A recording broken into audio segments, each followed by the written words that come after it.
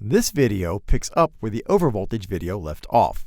In that video, we saw a live demo that showed us when the drive tries to rapidly decelerate a motor with a large inertial load, the motor becomes a generator, and it pushes current back into the drive, and that raises the DC bus and causes an overvoltage fault.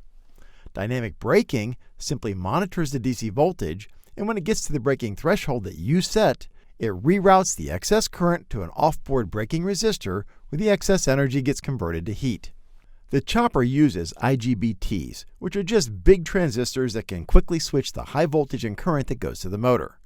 Dynamic braking uses a fourth IGBT circuit to regulate the current flow to the resistor using the same chopping method. Wide pulses send lots of current to the resistor, narrow pulses send a little. Dynamic braking is a great way to get fast deceleration times, and WEG drives make it easy to do.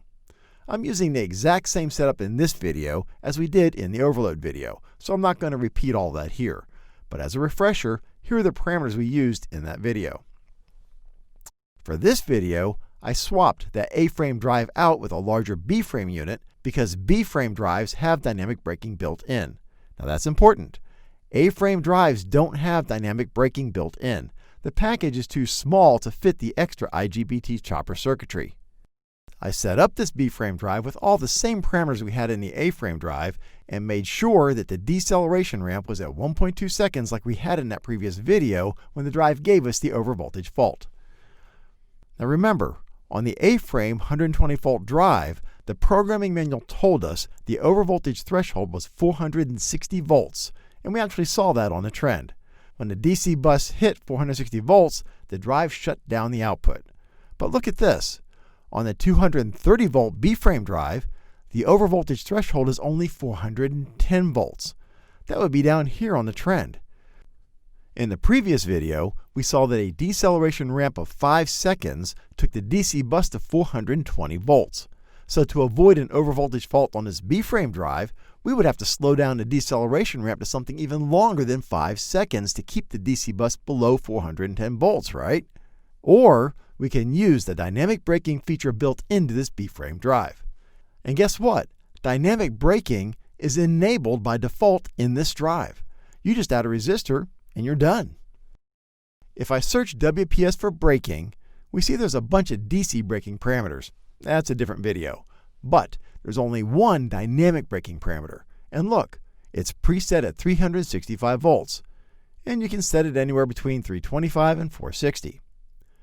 Let's go back to our trend. We know the overvoltage fault threshold for this drive is at 410 volts. Dynamic braking is preset for 365. Now if you set the braking threshold below the normal DC bus level, well then braking would be on all the time, which we don't want. If you set it above the overvoltage threshold, then the drive will shut down before getting to the braking level.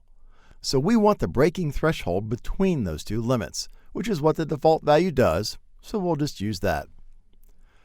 So during deceleration, we expect to see the DC bus rise until it hits 365 volts. At that point, the drive should switch to braking resistor in and the DC bus will stop rising. Well, all that's left now is to connect a resistor. A word of caution. The DC bus is at several hundred volts.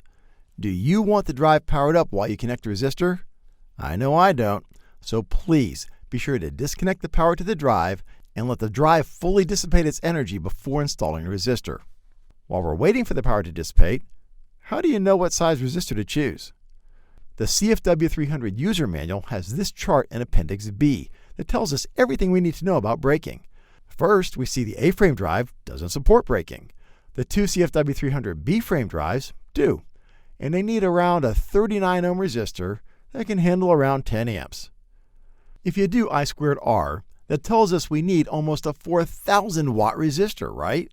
Well, no, not really. Remember, you aren't braking 100% of the time. And you really want to limit braking to less than 10% of the time to give the resistor time to cool down. So what you care about is the average power. If we're braking 10% of the time, then we could get away with something in the 400 watt range. So I went and searched the Automation Direct website for a 400 watt 40 ohm resistor and found this guy. Exactly what we need. Again, I'm doing this in my office, so I'm just going to let it dangle here. But In a real application, you would want to mount the braking resistor to a really good heatsink, usually the largest piece of metal you can find. I also added a switch in series with the resistor so we can quickly switch it in and out for our demo. Okay, here we go. The dynamic braking resistor is currently switched out of the circuit, so nothing has changed from the previous video. If we start the trend, then hit run, wait for it to ramp up to speed over the 5-second default acceleration time, let it level out, then hit stop. Sure enough, the drive gives us that overvoltage fault just like in the previous video.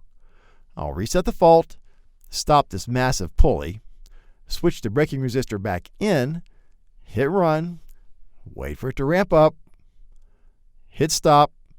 Ah, look, the DC level never got above the braking threshold, and the drive stopped without a fault.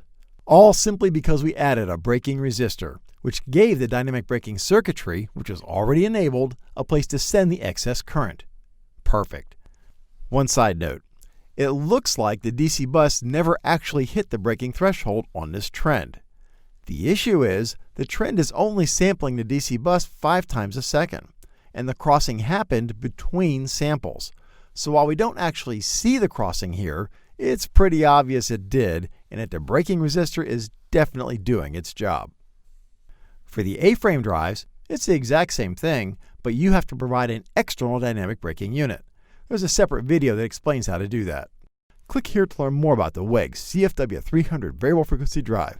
Click here to learn about Automation Direct's free award-winning support options, and click here to subscribe to our YouTube channel so you'll be kept up to date on all of our latest tutorial videos.